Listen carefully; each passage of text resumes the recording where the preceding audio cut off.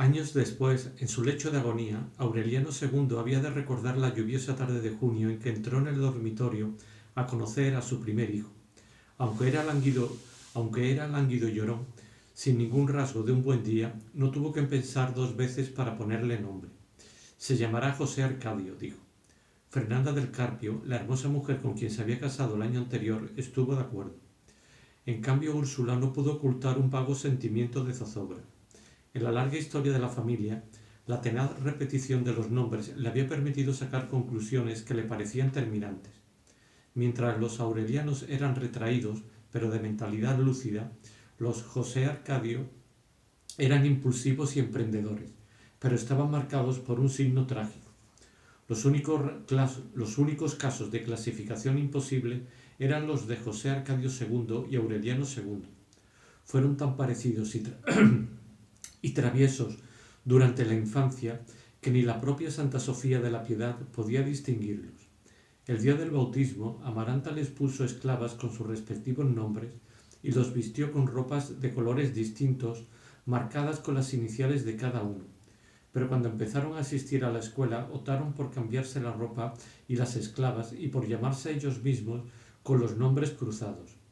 El maestro Melchor Escalona, acostumbrado a conocer a José Arcadio II por la camisa verde, perdió los estribos cuando descubrió que éste tenía la esclava de Aureliano II y que el otro decía llamarse, sin embargo, Aureliano II, a pesar de que tenía la camisa blanca y la esclava marcada con el nombre de José Arcadio II.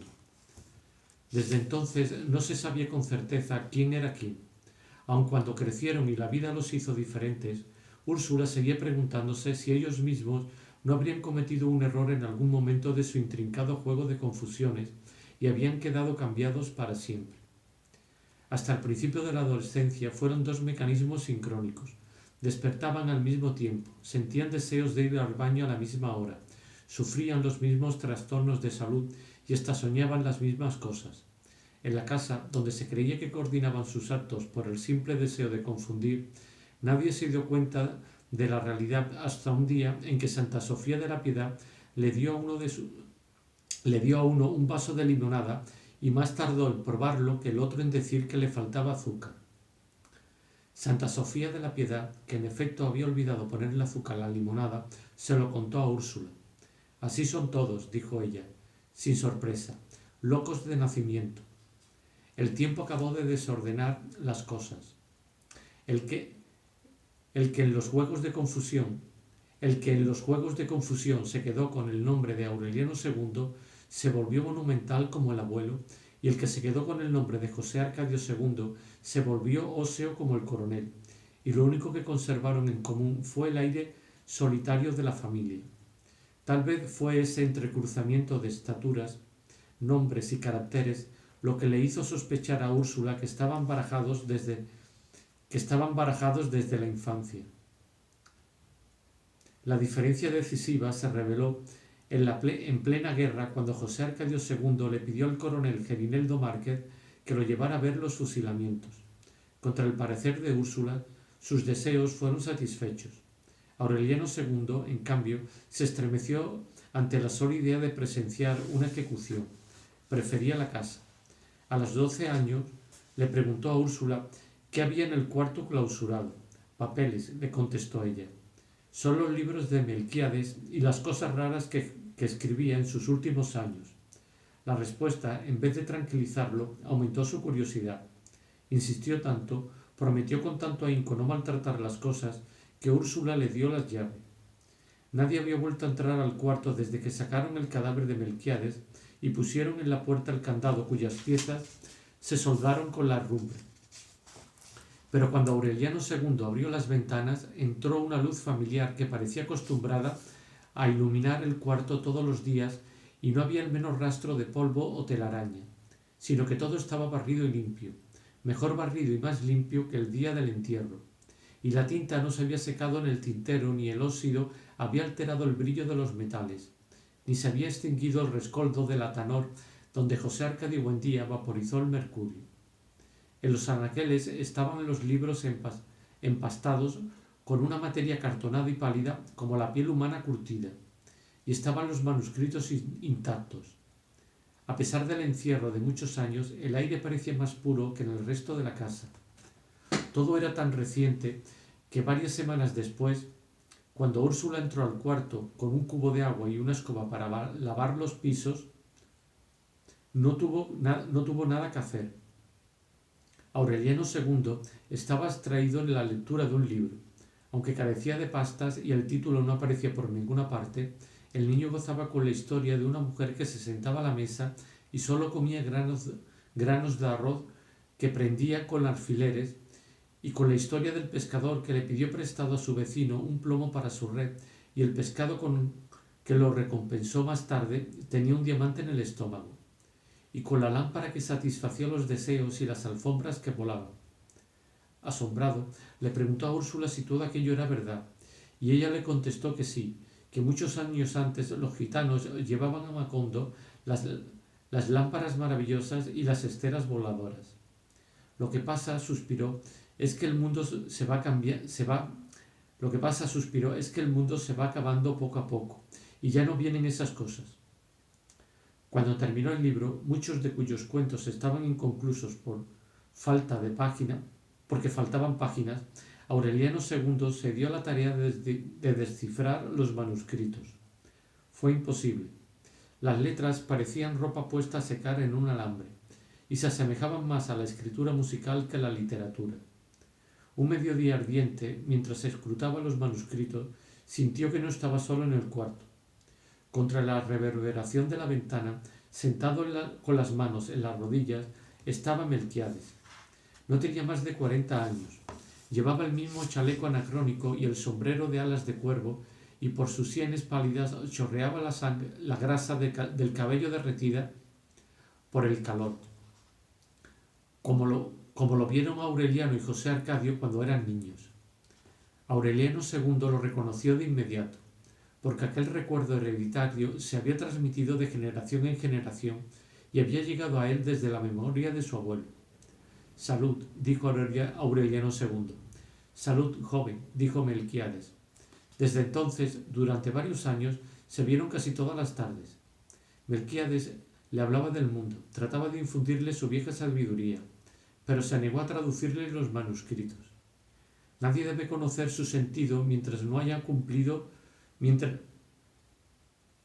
Nadie debe conocer su sentido mientras no hayan cumplido 100 años, explicó. Aureliano II guardó para siempre el secreto de aquellas entrevistas. En una ocasión sintió que su mundo privado se derrumbaba, porque Úrsula entró en el momento en que Melquiades estaba en el cuarto. Pero ella no lo vio. ¿Con quién hablas?, le preguntó. Con nadie, dijo Aureliano II. Así era tu bisabuelo, dijo Úrsula. También él hablaba solo. José Arcadio II, mientras tanto, había satisfecho la ilusión de ver un fusilamiento.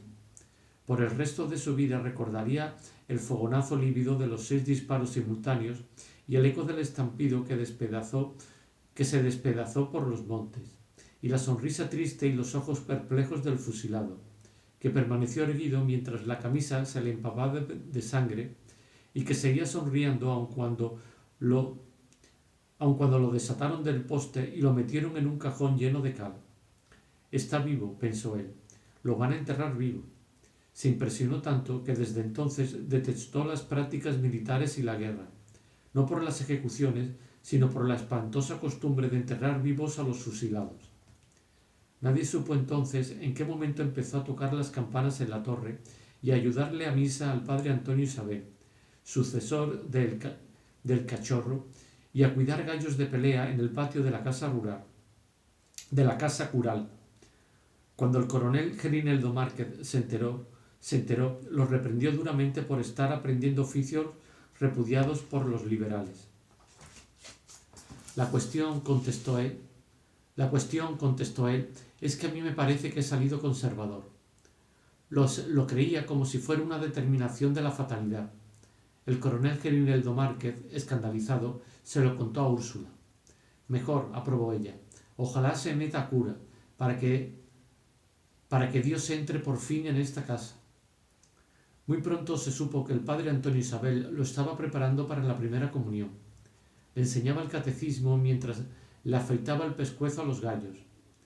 Le explicaba con ejemplos simples mientras ponían en sus nidos a las gallinas cluecas cómo se le ocurrió a Dios en el segundo día de la creación que los pollos se formaran dentro del huevo.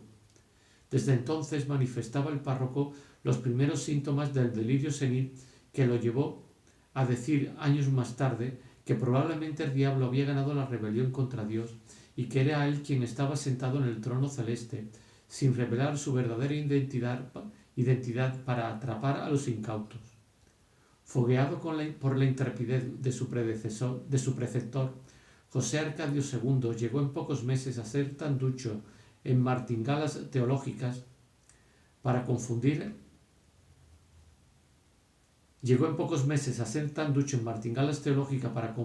al demonio como diestro en las trampas de la gallera. Amaranta le hizo un traje de lino con cuello y corbata, le compró un par de zapatos blancos y grabó su nombre con letras doradas en el lazo del cirio. 2 noches antes de la primera comunión, el padre Antonio Isabel se encerró con él en la sacristía para confesarlo, con la ayuda de un diccionario de pecados. Fue una lista tan larga que el anciano párroco, acostumbrado a acostarse a las 6, se quedó dormido en el sillón antes de terminar. El interrogatorio fue para José Arcadio II una revelación. No le sorprendió que el padre le preguntara si había hecho cosas malas con mujer, y contestó honradamente que no, pero se desconcertó con la pregunta de si las había hecho con animales. El primer viernes de mayo comulgó torturado por la curiosidad. Más tarde le hizo la pregunta a Petronio, el enfermo sacristán que vivía en la torre y que, según decían, se alimentaba de murciélagos.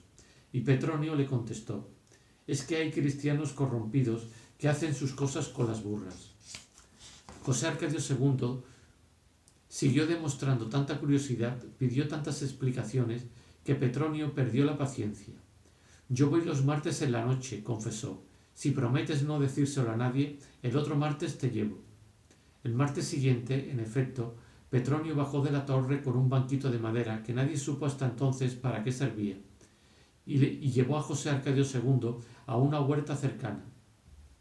El muchacho se aficionó tanto a aquellas incursiones nocturnas que pasó mucho tiempo antes de que se le viera en la tienda de Catarino. Se hizo hombre de gallos. Te llevas esos animales a otra parte, le ordenó Úrsula la primera vez que lo vio entrar con sus finos animales de pelea. Ya los gallos han traído demasiadas amarguras a esta casa para que ahora vengas tú a traernos otras. José Arcadio II se los llevó sin discusión, pero siguió criándolos donde Pilar Ternera, su abuela, que puso a su disposición cuanto le hacía falta, a cambio de tenerlo en casa. Pronto demostró en la gallera la sabiduría que le infundió el padre Antonio Isabel, y dispuso de suficiente dinero no solo para enriquecer sus crías, sino para procurarse satisfacciones de hombre. Úrsula lo comparaba en aquel tiempo con su hermano, y no podía entender cómo 2 gemelos que parecieron una sola persona en la infancia habían terminado por ser tan distintos. La perplejidad no le duró mucho tiempo, porque muy pronto empezó Aureliano II a dar muestras de holgazanería y disipación. Mientras estuvo encerrado en el cuarto de Melquiades, fue un hombre ensimismado, como lo fue el coronel Aureliano Buendía en su juventud. Pero poco antes del Tratado de Neerlandia, una casualidad lo sacó de su ensimismamiento y lo enfrentó a la realidad del mundo. Una mujer joven, que andaba vendiendo números para la rifa de un acordeón, lo saludó con mucha familiaridad. Aureliano II no se sorprendió porque ocurrió con frecuencia que lo confundieran con su hermano. Pero no aclaró el equívoco ni siquiera cuando la muchacha trató de ablandarle el corazón con lloriqueos, y terminó por llevarlo a su cuarto. Le tomó tanto cariño desde aquel primer encuentro que hizo trampas en la rifa para que él se ganara el acordeón. Al cabo de 2 semanas, Aureliano II se dio cuenta de que la mujer se había estado acostando alternativamente con él y con su hermano, creyendo que eran el mismo hombre, y en vez de aclarar la situación se las arregló para prolongarla. No volvió al cuarto de Melquiades. Pasaba las tardes en el patio, aprendiendo a tocar de oídas el acordeón, contra las protestas de Úrsula, que en aquel tiempo había prohibido la música en la casa a causa de los lutos y que además menospreciaba el acordeón como un instrumento propio de los vagabundos herederos de Francisco el Hombre. Sin embargo, Aureliano II llegó a ser un virtuoso del acordeón y siguió siéndolo después de que se casó y tuvo hijos y fue uno de los hombres más respetados de Macondo. Durante casi 2 meses compartió la mujer con su hermano, lo vigilaba, le descomponía los planes y cuando estaba seguro de que José Arcadio II no visitaría esa noche el amante común, se iba a dormir con ella. Una mañana descubrió que estaba enfermo. 2 días después encontró a su hermano aferrado a una viga del baño, empapado en sudor y llorando a lágrima viva, y entonces comprendió. Su hermano le confesó que la mujer lo había repudiado por llevarle lo que ella llamaba una enfermedad de la mala vida. Le contó también cómo trataba de curarlo Pilar Ternera. Aureliano II se sometió a escondida a los ardientes lavados de permanganato y las aguas diuréticas y ambos se curaron por separado después de 3 meses de sufrimientos secretos. José Arcadio II no volvió a ver a la mujer. Aureliano II obtuvo su perdón y se quedó con ella hasta la muerte. Se llamaba Petra Cotes. Había llegado a Macondo en plena guerra, con un marido ocasional que vivía de las rifas y cuando el hombre murió, ella siguió con el negocio.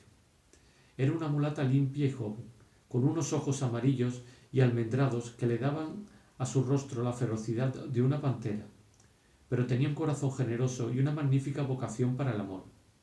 Cuando Úrsula se dio cuenta de que José Arcadio II era gallero y Aureliano II tocaba el acordeón en las fiestas ruidosas de su concubina, creyó enloquecer de confusión.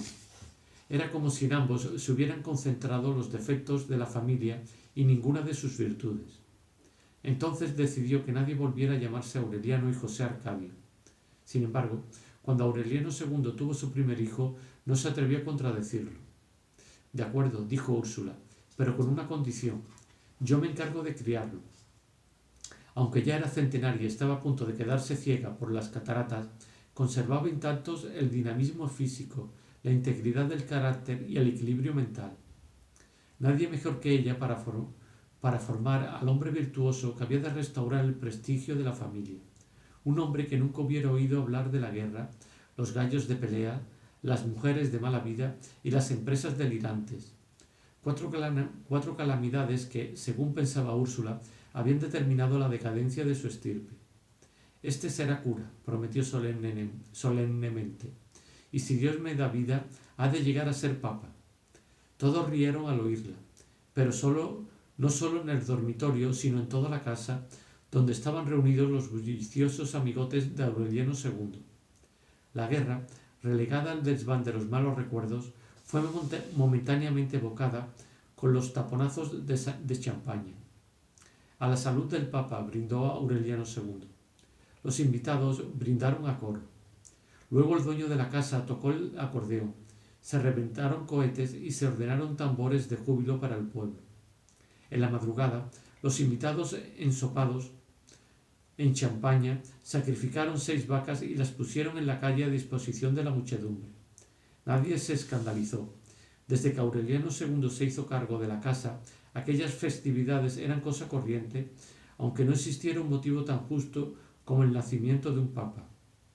En pocos años, sin esfuerzos, a puros golpes de suerte, había acumulado una de las más grandes fortunas de la ciénaga, gracias a la proliferación sobrenatural de sus animales.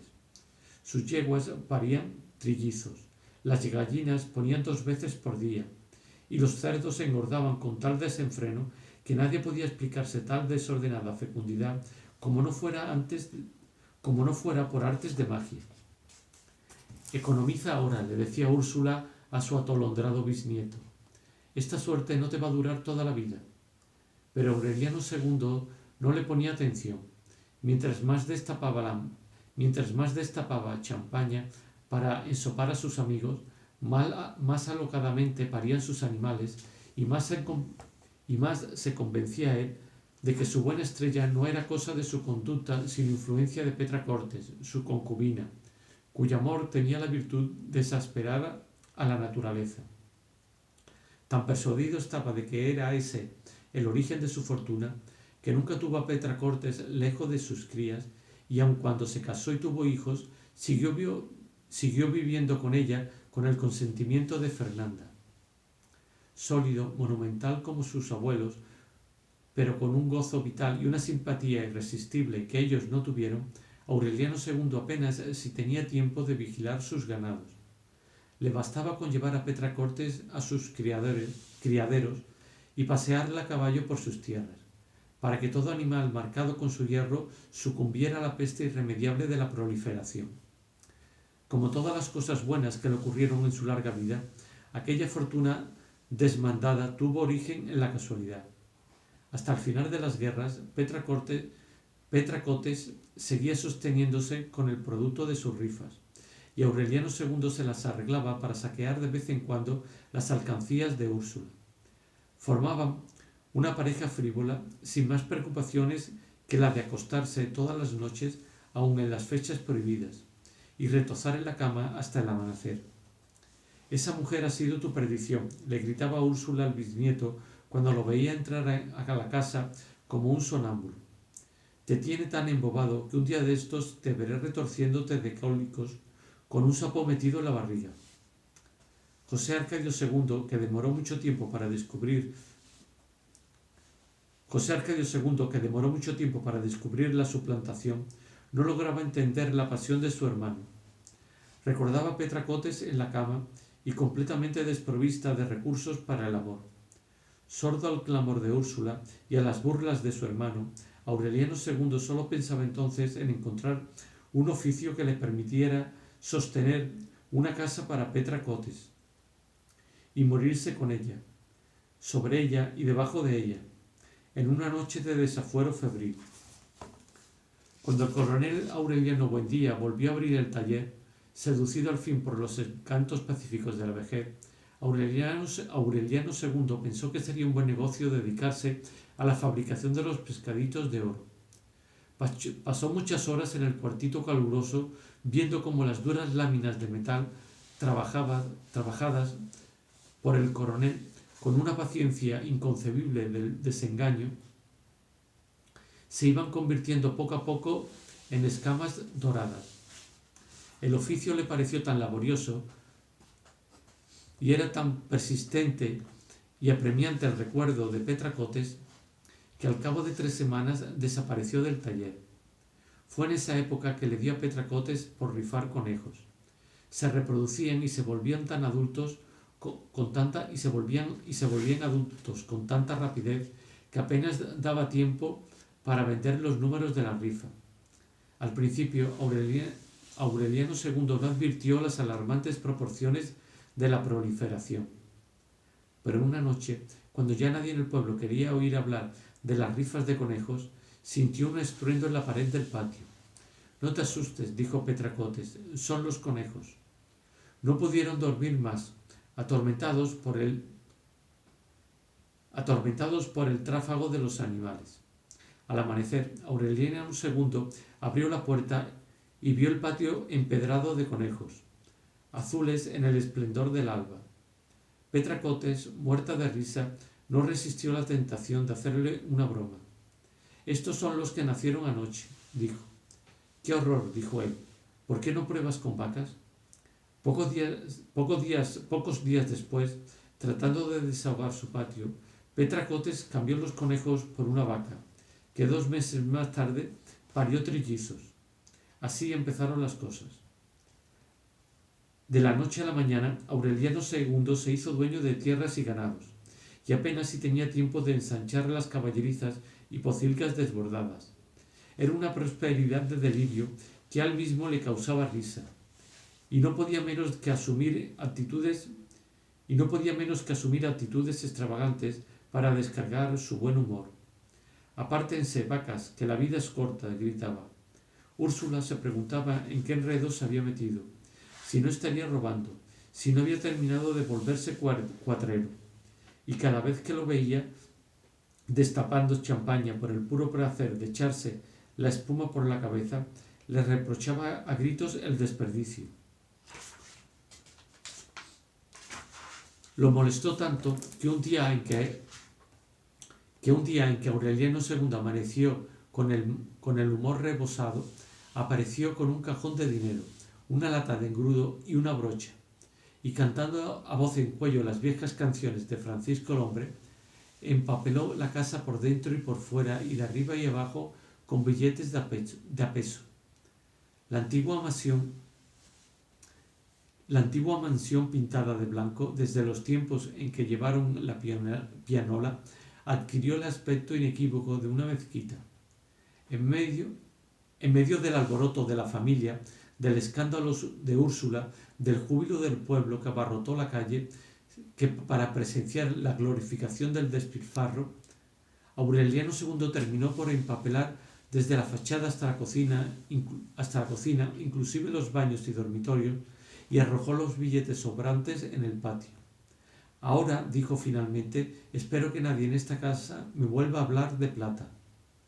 Así fue. Úrsula hizo quitar los billetes adheridos a las grandes torcas de cal y volvió a pintar la casa de blanco. Dios mío, suplicaba, haznos tan pobre como éramos cuando fundamos este pueblo.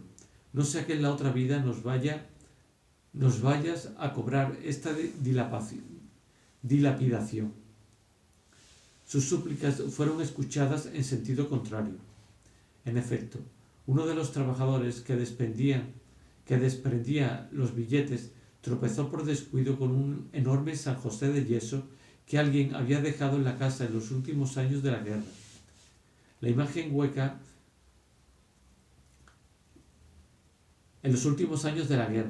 y la imagen hueca se despedazó contra el suelo. Estaba atiborrada de monedas de oro. Nadie recordaba quién había llevado aquel santo de tamaño natural. Lo trajeron 3 hombres, explicó Amaranta. Me pidieron que lo guardáramos mientras pasaba la lluvia y yo les dije que lo pusieran ahí, en el rincón, donde nadie fuera a tropezar con él. Y ahí lo pusieron con mucho cuidado. Y ahí ha estado desde entonces, porque nunca volvieron a buscarlo. En los últimos tiempos, Úrsula le había puesto velas y se había postrado ante él, sin sospechar que en lugar de un santo estaba adorando casi 200 kilogramos de oro. La tardía comprobación de su involuntario paganismo agravó su desconsuelo. Escupió el espectacular montón de monedas. Lo metió en 3 sacos de lona y lo enterró en un lugar secreto para que tarde o temprano los 3 desconocidos fueran a reclamarlo. Mucho después, en los años difíciles de su decrepitud, Úrsula solía intervenir en las conversaciones de los numerosos viajeros que entonces pasaban por la casa y le preguntaba si durante la guerra no habían dejado allí un San José de yeso para que los guardaran mientras pasaba la lluvia. Esas cosas que tanto consternaban a Úrsula eran corriente en aquel tiempo. Macondo naufragaba en una prosperidad de milagro. Las casas de barro y cañabrava de los fundadores habían sido reemplazadas por construcciones de brillo, con persianas de madera y pisos de cemento, que hacían más llevadero el calor sofocante de las 2 de la tarde. La antigua aldea de José Arcadio Buendía solo quedaban entonces los almendros polvorientos, destinados a resistir las circunstancias más arduas, y el río de aguas diáfanas cuyas piedras prehistóricas fueron pulverizadas por las enloquecidas almádenas de José Arcadio II cuando se empeñó en despejar el cauce para establecer un servicio de navegación. Fue un sueño delirante, comparable apenas a los de su bisabuelo, porque el lecho pedregoso y los numerosos tropiezos de la corriente impedían el tránsito desde Macondo hasta el mar. Pero José Arcadio II, en un imprevisto arranque de temeridad, se empecinó en el proyecto. Hasta entonces no había dado ninguna muestra de imaginación. Salvo su precaria aventura con Petra Cortes, nunca se le había conocido mujer. Úrsula lo tenía como el ejemplar más apagado que había dado a la familia en toda su historia, incapaz de destacarse ni siquiera como alborotador de galleras. Cuando el coronel Aureliano Buendía le contó la historia del galeón español encallado a 12 kilómetros del mar, cuyo costillar carbonizado vio él mismo durante la guerra. El relato, que a tanta gente durante tanto tiempo le pareció fantástico, fue una revelación para José Arcadio II. Remató sus gallos al mejor postor, reclutó hombres y compró herramientas y se empeñó en la descomunal empresa de romper las piedras excavadas, excavar canales, despejar escollo y hasta emparejar cotas. Y hasta emparejar cataratas. Yo esto me lo sé de memoria, gritaba Úrsula. Es como si el tiempo diera vueltas en redondo y hubiéramos vuelto al principio. Cuando estimó que el río era navegable, José Arcadio II hizo a su hermano una exposición pormenorizada de sus planes, y éste le dio el dinero que le hacía falta para su empresa. Desapareció por mucho tiempo. Se había dicho que su proyecto de comprar un barco no era más que una triquiñuela para alzarse con el dinero del hermano cuando se divulgó la noticia de que una extraña nave se aproximaba al pueblo.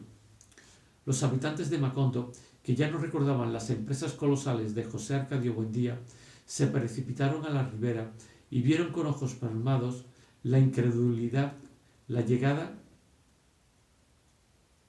del primer y último barco que atracó jamás en el pueblo.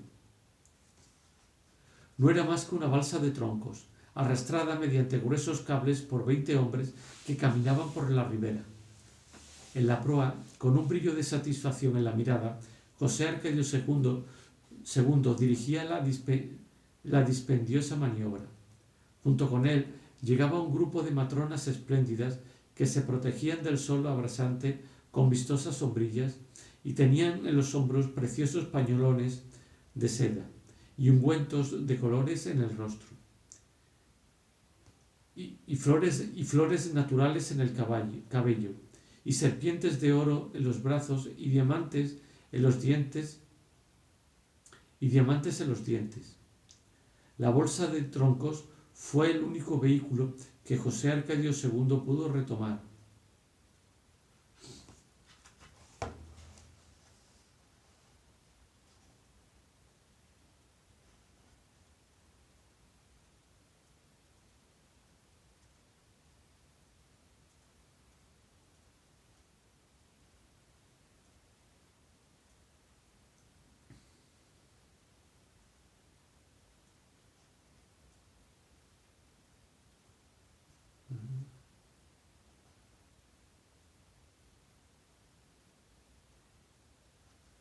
La balsa de troncos fue el único vehículo que José Arcadio II pudo remontar hasta Macondo, y solo por una vez, pero nunca reconoció el fracaso de su empresa, sino que proclamó su hazaña como una victoria de la voluntad. Rindió cuentas escrupulosas a su hermano, y muy pronto volvió a hundirse en la rutina de los gallos.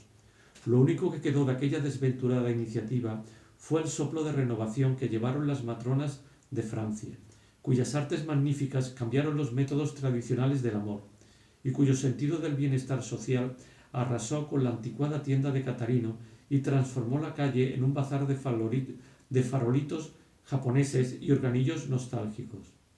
Fueron ellas las promotoras del carnaval sangriento que durante 3 días hundió a Macondo en el delirio y cuya única consecuencia perdurable fue haberle dado a Aureliano II la oportunidad de conocer a Fernanda del Carpio. Remedios, la bella, fue proclamada reina. Úrsula, que se estremecía ante la belleza inquietante de la bisnieta, no pudo impedir la elección. Hasta entonces había conseguido que no saliera a la calle, como no fuera para ir a misa con Amaranta, pero la obligaba a cubrirse la cara con una mantilla negra. Los hombres menos piadosos, los que se disfrazaban de cura para decir misas sacrílegas en la tienda de Catarino, asistían a la iglesia con el único propósito de ver, aunque fuera un instante, el rostro de Remedios, la bella, de cuya hermosura legendaria se hablaba con un fervor sobrecogido en todo el ámbito de la ciénaga. Pasó mucho tiempo antes de que lo consiguieran, y más les hubiera valido que la ocasión no llegara nunca, porque la mayoría de ellos no pudo recuperar jamás la placidez del sueño. El hombre que lo hizo posible, un forastero, perdió para siempre la serenidad, se enredó en los tremedales de la abyección y la miseria, y años después fue despedazado por un tren nocturno cuando se quedó dormido sobre los rieles. Desde el momento en que se le vio en la iglesia, con un vestido de pana verde y un chaleco bordado, nadie puso en duda que iba desde muy lejos, tal vez de una remota ciudad del exterior, atraído por la fascinación mágica de Remedios, la bella. Era tan hermoso, tan gallardo y reposado, de una prestancia tan bien llevada, que Pietro Crespi, junto a él, habría parecido un sietemesino, y muchas mujeres murmuraron entre sonrisas de despecho que era él quien verdaderamente merecía la mantilla. No alternó con nadie en Macondo. Aparecía al amanecer del domingo como un príncipe de cuento en un caballo con estribos de plata y gualdrapas de terciopelo, y abandonaba el pueblo después de la misa. Era tal el poder de su presencia que desde la primera vez que se le vio en la iglesia todo el mundo dio por sentado que entre él y Remedios, la bella, se había establecido un duelo callado y tenso, un pacto secreto, un desafío irrevocable cuya culminación no podía ser solamente el amor, sino también la muerte. El sexto domingo, el caballero apareció con una rosa amarilla en la mano. Oyó la misa de pie, como lo hacía siempre, y al final se interpuso al paso de Remedios, la bella, y le ofreció la rosa solitaria. Ella la recibió con un gesto natural, como si hubiera estado preparada para aquel homenaje, y entonces se descubrió el rostro por un instante y dio las gracias con una sonrisa. Fue todo cuanto hizo, pero no sólo para el caballero, sino para todos los hombres que tuvieron el desdichado privilegio de vivirlo. Aquel fue un instante eterno. El caballero instalaba desde entonces la banda de música junto a la ventana de Remedios, la bella, y a veces hasta el amanecer. Aureliano II fue el único que sintió por él una compasión cordial y trató de quebrantar su perseverancia. No pierda más el tiempo, le dijo una noche. Las mujeres de esta casa son peores que las mulas. Le ofreció su amistad, lo invitó a bañarse en champaña, trató de hacerle entender que las hembras de su familia tenían entrañas de pedernal, pero no consiguió vulnerar su obstinación. Exasperado por las interminables noches de música, el coronel Aureliano Buendía lo amenazó con culparle de aflicción. Lo amenazó con curarle la aflicción a pistoletazos. Nada lo hizo desistir, salvo su propio y lamentable estado de desmoralización. De apuesto impecable se hizo vil y harapiento. Se rumoreaba que había abandonado poder y fortuna en su lejana nación. Se volvió hombre de pleitos, pendenciero de cantina, y amaneció revolcado en sus propias excrecencias en la tienda de Catarino.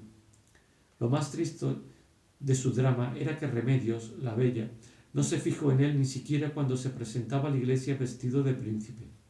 Recibió la rosa amarilla sin la menor malicia, más bien divertida por la extravagancia del gesto, y se levantó la mantilla para verle mejor la cara y no para mostrarle la suya.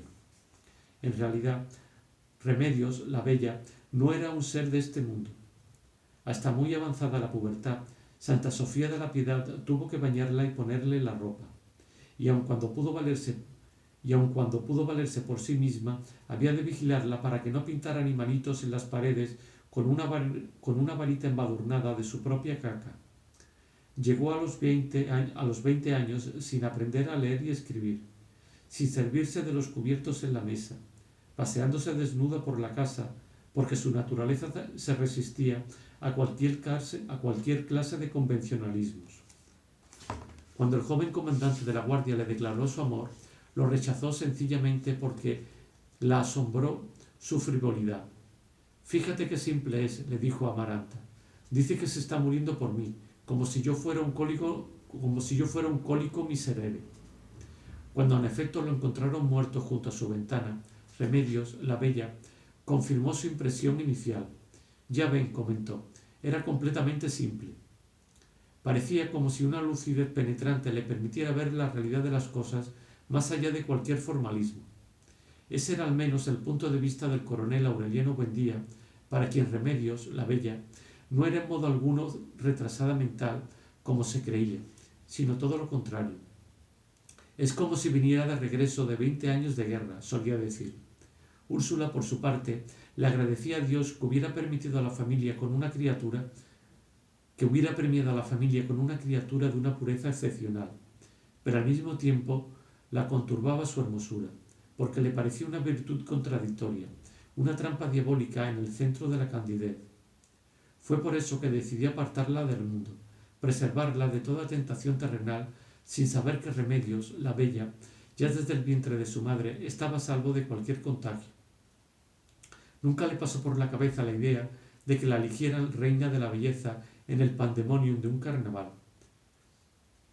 Pero Aureliano II, embullado con la ventolera de disfrazarse de tigre, llevó al padre Antonio Isabel a la casa para que convenciera a Úrsula de que el carnaval no era una fiesta pagana, como ella decía, sino una tradición católica.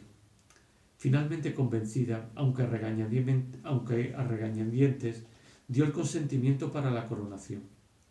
La noticia de que Remedios Buendía iba a ser la soberana del festival rebasó en pocas horas los límites de la Ciénaga. Llegó hasta lejanos territorios donde se ignoraba el inmenso prestigio de su belleza y suscitó la inquietud de quienes todavía consideraban su apellido como un símbolo de subversión. Era una inquietud infundada. Si alguien resultaba inofensivo en aquel tiempo, era el envejecido y desencantado coronel Aureliano Buendía, que poco a poco había ido perdiendo todo contacto con la realidad de la nación. Encerrado en su taller, su única relación con el resto del mundo era el comercio de pescaditos de oro. Uno de los antiguos soldados que vigilaron su casa en los primeros días de la paz iba a venderlos a las poblaciones de la Ciénaga y regresaba cargado de monedas y de noticias, que el gobierno conservador, decía, con el apoyo de los liberales, estaba reformando el calendario para que cada presidente estuviera 100 años en el poder, que por fin se había firmado el concordato con la Santa Sede y que había venido desde Roma un cardenal con una corona de diamantes y en un trono de oro macizo, y que los ministros liberales se habían hecho retratar de rodillas en el acto de besarle el anillo, que la corista principal de una compañía española, de paso por la capital, había sido secuestrada en su camerino por un grupo de enmascarados y el domingo siguiente había bailado desnuda en la casa de verano del presidente de la República. No me hables de política, le decía el coronel. Nuestro asunto es vender pescaditos. El rumor público de que no quería saber nada de la situación del país porque se estaba enriqueciendo con su taller provocó las risas de Úrsula cuando llegó a sus oídos. Con su terrible sentido práctico, ella no podía entender el negocio del coronel, que cambiaba los pescaditos por monedas de oro y luego convertía las monedas de oro en pescaditos, y así sucesivamente, de modo que tenía que trabajar cada vez más a medida que más vendía para satisfacer un círculo vicioso exasperante. En verdad, lo que le interesaba a él no era el negocio, sino el trabajo. Le hacía falta tanta concentración para engarzar escamas, incrustar minúsculos rubíes en los ojos, laminar agallas y montar timones, que no le quedaba un solo vacío para llenarlo con la desilusión de la guerra. Tan absorbente era la atención que le exigía el preciosismo de su artesanía, que en poco tiempo envejeció más que en todos los años de guerra, y la posición le torció la espina dorsal y la milimetría le desgastó la vista. Pero la concentración implacable lo premió con la paz del espíritu. La última vez que se le vio atender algún asunto relacionado con la guerra fue cuando un grupo de veteranos de ambos partidos solicitó su apoyo para la aprobación de las pensiones vitalicias, siempre prometidas y siempre en el punto de partida. Olvídense de eso, les dijo él. Ya ven que yo rechacé mi pensión para quitarme la tortura de estarla esperando hasta la muerte. Al principio, el coronel Gerineldo Márquez lo visitaba al atardecer, y ambos se sentaban en la puerta de la calle a evocar el pasado. Pero Amaranta no pudo soportar los recuerdos que le suscitaba aquel hombre casado, cuya calvicie lo precipitaba al abismo de una ancianidad prematura.